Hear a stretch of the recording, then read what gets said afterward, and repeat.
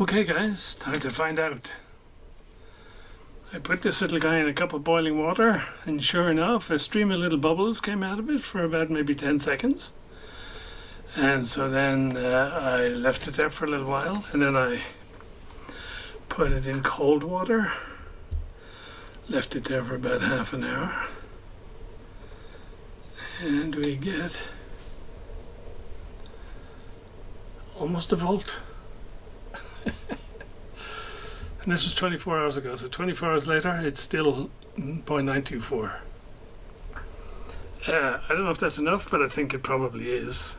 And so man, this thing is what? This thing is like 90 years old.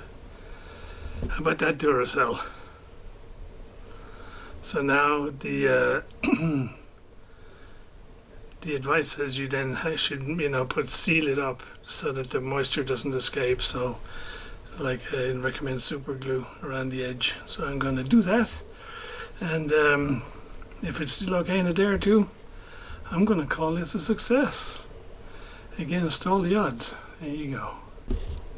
I was wondering where I'd get the rubber grommets, because there's so many of these things here. 1, 2, 3, 4, and there's a bunch more.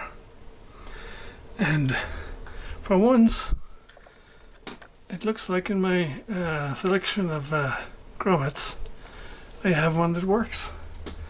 And here it is, installed.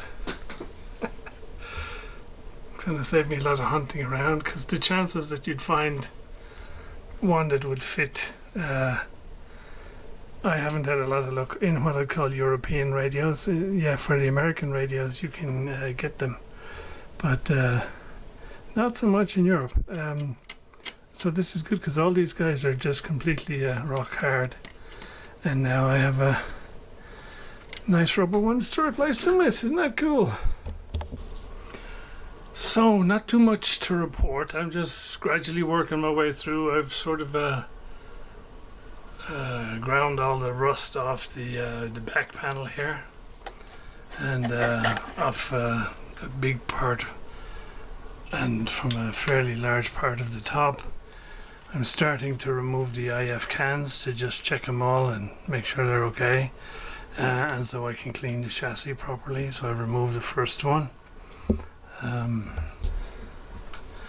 All the wires seem to be coated in this sort of fabric stuff, which is now all hard and brittle and sort of breaks. But the wires themselves inside all seem to be, in good condition. And plus you can get to see the colors as well. So I'm cleaning and de-rusting as we go. And hopefully we'll be putting it back together relatively soon.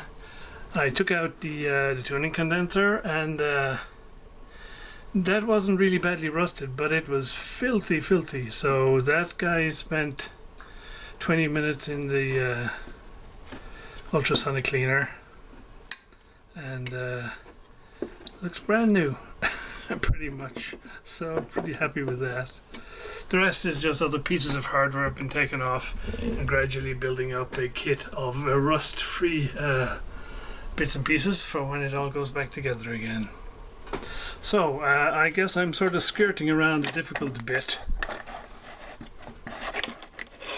because one of the key elements of having this thing work halfway decent when we're finished is basically, I think I'm going to have to get this band selector switch out of here, and put that into the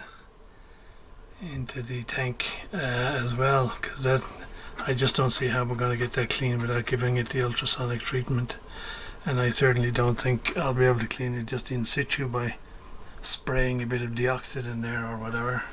Anyway, fun and games. So yeah, we're moving along. Not at a very quick pace, but we're moving along, because, well, I'm not in any hurry. So yeah, I notice a lot of these paper caps are screened. They have copper around them, and then there's other ones that have these very thick braided wire coming out one end, in some cases of both ends. I mean, here's one with a really wide metal tags coming out each end of it. And here's another one with the braid. And then other ones just have the normal wire that we're used to. So yeah, I haven't seen this braided stuff before. The other thing I've noticed is, I don't know if I can show it to you, but this looks like a wire wound resistor that's got itself completely unwound, and it's gonna need attention. I have to find out what it is and how easy it's going to be to replace. Yeah, so that's all going to be great fun when it comes time to do this. I'm still debating as to whether I just, you know, sand this down as close as I can and then just clear coat it, or do I paint it when we're done, because it ain't ever going to look spiffing. Also, you'll see where it got dropped. And it got dropped, I think, at this end, because the chassis here is all sort of out of true, whereas at the other end it's all nice and square. And it must have got dropped fairly hard, because it's bent even these base pieces on the bottom, which are like steel, they're not aluminium. Still, we'll sort it all out when the time comes. So there we go. Christmas time is coming, or the festive season, so I'm not sure when the next one of these will be up, because I'm expecting guests over Christmas, and so I need to sort the place out. So we'll see how it goes. Maybe one more little upload before the holidays. If not, then there will be more in the new year or just after the Christmas event. So that's it for now, guys. Moving along, and more to come soon.